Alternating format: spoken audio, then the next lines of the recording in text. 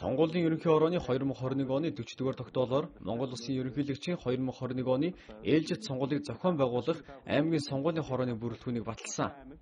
Орхон аймгийн иргэдийн төлөөлөгчдийн хурлын ажлын албанаас аймгийн сонгуулийн хорооны бүрэлдэхүүнийг танилцуулж, аймаг сумын сонгуулийн хорооны тамга, хэсгийн хороодын тэмдгийг шинээр байгуулагдсан сонгуулийн хороонд хүлээлгэн өглөө. Аймгийн сонгуулийн хорооны дараагаар аймгийн засаг даргын тамгын газрын дарга соёлчхүү, нарийн бичгийн дараагаар засаг даргын тамгын газрын хяналт, шинжилгээ үнэлгээ, дотоод аудитын хэлтсийн дарга Жамбулат, гишүүдээр аймгийн цагдаагийн газрын дарга Цэрэн Самбуу, газрын харилцаа барилга хот байгуулалтын газрын дарга Цолмон, улсын бүртгэлийн хэлтсийн дарга Отхон Баяр, аймгийн засаг даргын тамгын газрын төрийн захиргаа удирдлагын хэлтсийн дарга Гамболд, санхүү төрийн сангийн хэлтсийн дарга Бямб Цэцэг, хууль эрх зүйн хэлтсийн дарга Мөнх Баяр, нийгмийн бодлогын хэлтсийн мэргэжилтэн Отхон Баяр нар ажиллана.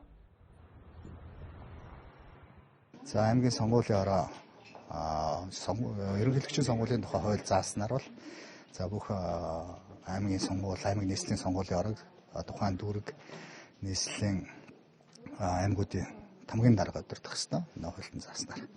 За мөн аймгийн цагдаагийн газрын дарга, улсын бүртгэлийн хэлтсийн дарга бол бас хуулийн заасны дагуу орж ирж байгаа. За бусад гишүүдийг бол сонгуулийн орооны сертификаттай гишүүдээс бол бүрдүүлсэн байна. За манай сонгуулийн орооны гишүүд бол бүгдээрээ дуршлагатай маш олон сонгуул ажиллаж гисэн бүрэлдэхүүн байна. Тийм. Сумдын хэсгийн ороог байгуулах ёстой. Энийг аймгийн сонгуулийн ороо байгуулна.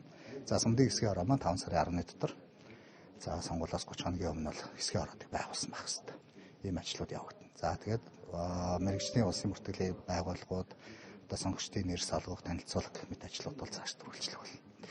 За иргэд маань бол өмнө бас удаалаараа сонгуул зохион байгуулж хад хэлдэг байсан. За сонгогчдын нэрсэн чагсаалтанд өөрсдийн хаяг бүртгэл дээр байгаа эсгэвэл тулгах хэрэгтэй. Энэ бол бас 4 сарын 5 сарын 10-ны өдрөөс улсын бүртгэлийн төв байгууллагын сайт дээр байрлана. За мөн сонгуулиас 30 хоногийн өмнө бас хэсгийн ороодод ингээд хүргэгдэх ёстой.